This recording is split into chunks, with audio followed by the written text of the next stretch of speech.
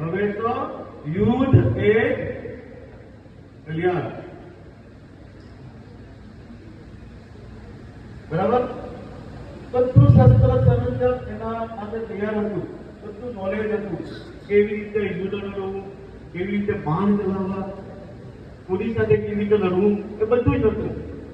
છતાં પણ એના મનના જે વિગ્રહ છે કે સામે જે વ્યક્તિઓ છે એ મારા સગા સંબંધીઓ છે, અને એના કારણે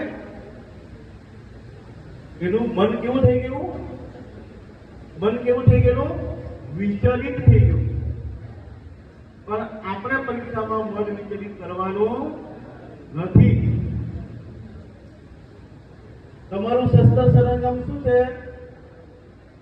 તમારું મગજ.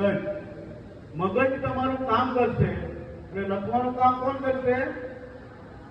લખવાનું કામ કોણ કરશે?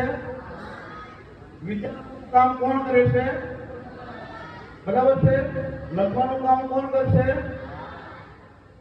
એટલે અત્યાર સુધી તમે જેટલું વિચાર્યું હશે, મગજમાં જેટલું ભર્યું હશે, જેટલા હાથ ચલાવ્યા હશે, એટલા હાથ પરીક્ષામાં ચાલશે. બરાબર છે? એટલા માટે ગુરુજીઓએ તમને પેપરની પ્રેક્ટિસ કરાવી હશે. શું કરાવી હશે? પેપરની પ્રેક્ટિસ કરાવી હશે.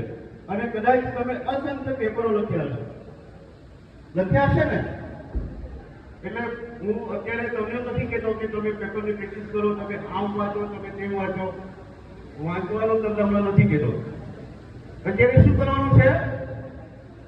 હા, તમારે 18 દિવસ 17 દિવસ છે, એ 18-17 દિવસમાં તમારે વાગોળવાનું છે. શું કરવાનું છે? વાગોળવાનું.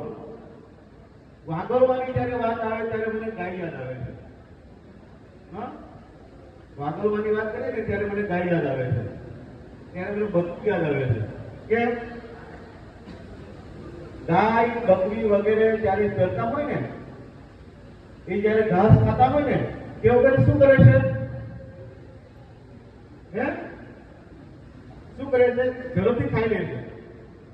હા, મારું કઈ બીજું ખાઈ નહીં જાય, જેટલી પેટ ભરાઈ જાય.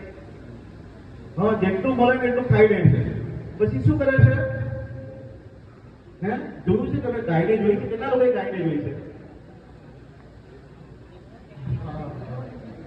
બહુ સારું હોય. ગાય પાછળ ભાઈ વિદ્યાર્થીઓ ગાય વિશે નિબંધ લખવાનું છે. ગાયના 4 પગ હોય છે. હા,